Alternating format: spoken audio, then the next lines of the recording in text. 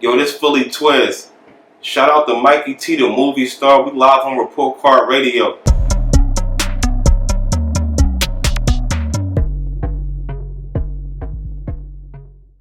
So let me ask you, what were your overall thoughts on the battle with Cassidy and Goodz? I just feel like Cassidy got bars all day, every day. Nothing to take away from that. But URL, they expect you to have a performance and all that. Like, you got to talk about a nigga grandmom and then pull some dentures out your pocket with that shit. It's like more comedy than anything. Like, it's all about what you saying about a nigga and shit like that. And you gotta do performance with it. But Cassidy come from that original era where two pit bulls in the room. Like, who got better raps? You know, and I felt like that's what pretty much have a lot of motherfuckers saying that Cassidy lost that battle and shit, like, because of his performance, you know what I'm saying? But, you know, I felt like Cass knew what he was dealing with when he stepped in that ring.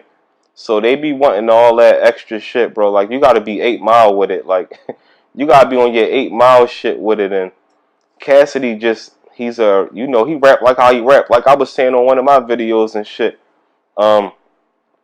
You can put Jadakiss in the ring. We know Jadakiss hot as shit, been consistent with bars. But if he step on that stage, it's a different game out there. Like, and URL motherfuckers, they don't want to hear bars. They want to hear jokes. They want niggas to be like, oh, and laughing and all that shit. Like, they want a lot of extra shit with that shit. So I feel like URL don't respect a nigga that can rap and just deliver straight bars. You gotta have everything with it. So that's how I think Goodz got over on that. But his first round, Cassidy he started off that shit right though. So breaking down the rounds, how do you think Goodz responded to Cassidy's first round? I think he was kind of nervous because he saw how much, the crowd was on his side.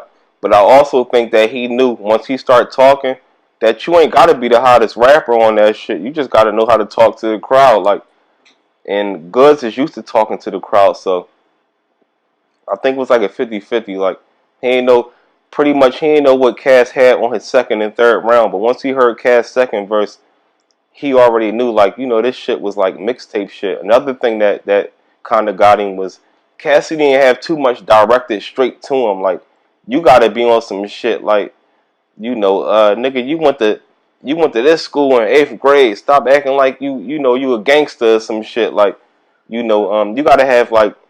gotta dig up more shit. And I don't think Cassidy had too much shit that he dug up on Goodz. So do you think Cassidy is kind of caught up talking about what he had? I mean, I think that's a lot of niggas get caught up with that. You only know what you've been through.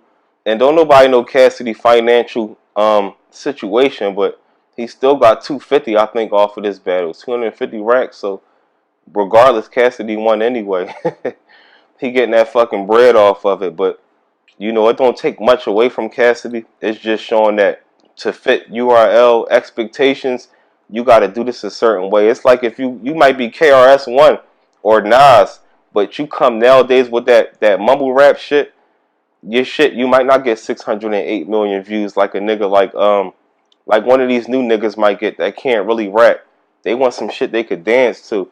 So URL wants some shit they could laugh at. Like, that's pretty much what I feel like, So back to the round for round breakdown, Twizz. We got the third round. In this round, the fans actually started booing Cassidy. What were your thoughts? I felt like,